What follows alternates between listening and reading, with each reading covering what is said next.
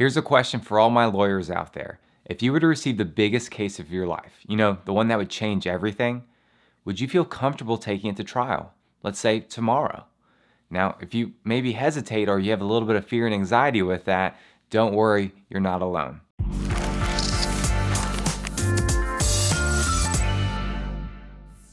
Hi, my name is Jarrett Stone. I'm the founder of Law Venture and I'm the owner of TexasClassActionLawyer.com. And I have to say, I've had to answer this question a number of times during the course of my career. In fact, I've had to answer this question even before my career as a lawyer even began, way back to whenever I was interning at a prosecutor's office as a law student. I vividly remember the moment when the head honcho prosecutor came up to me and she said, "Hey, Jarrett, I know you have all this trial ad experience, you've done competitions, and I know you want to be in the courtroom. Well, in 2 days, I have a trial and I'm gonna give it to you if you want it. It's yours if you want it, just let me know." And I remember I had 1,000 thoughts that crossed my mind at that point. A lot of it was anxiety and fear-based, but I specifically remember, okay, if I can do this, if I can, really pull this off, that's gonna put me miles ahead of the competition when it comes time to get a job. In fact, I was told at the prosecutor's office if I were to really nail this trial and win it, I would have a job lined up. So not only did that add to the pressure, but it really came down to that single moment. Was I comfortable going to court, going to trial in 2 days based on the trial ad experience and the foundation that I had?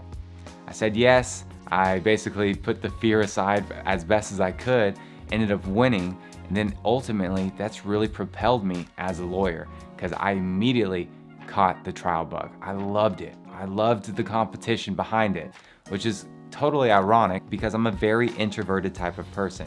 Actually, being a trial lawyer and being in the courtroom exhausts me.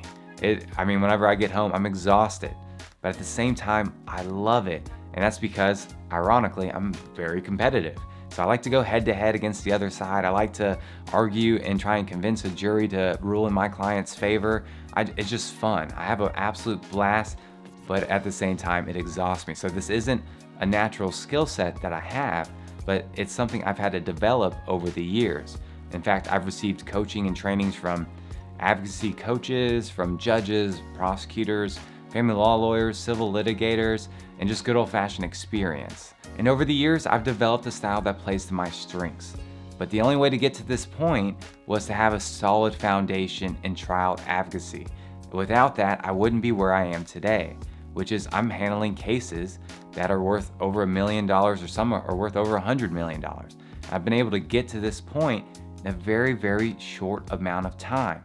And that's mainly due to the fact that I am not shy when it comes to taking big cases.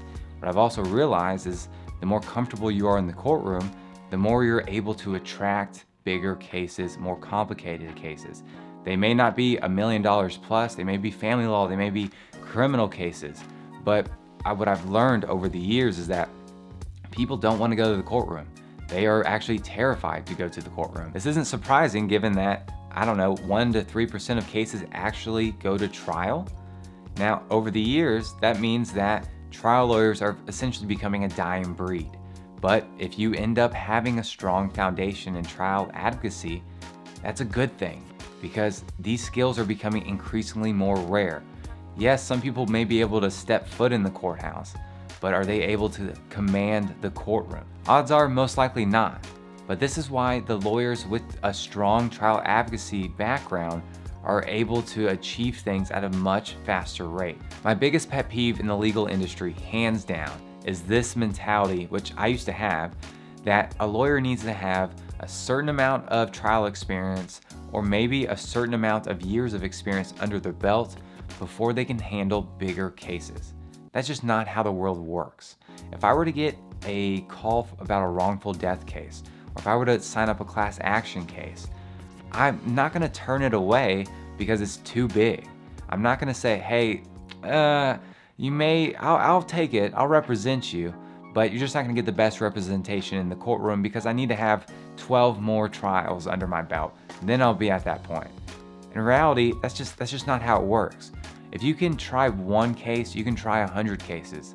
Yeah, there may be a little bit of a difference in your skills increasing over those 1 to 100 trials, but that growth is just going to be extremely small compared to having that strong foundation.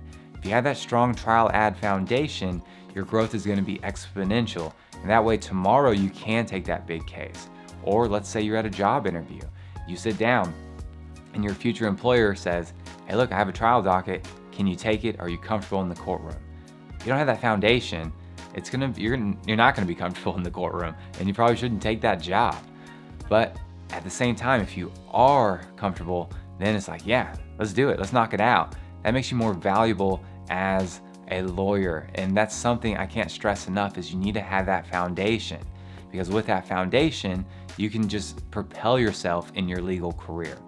So given my own personal experiences, I really want to help those who don't have trial ad experience. I want to give them that foundation.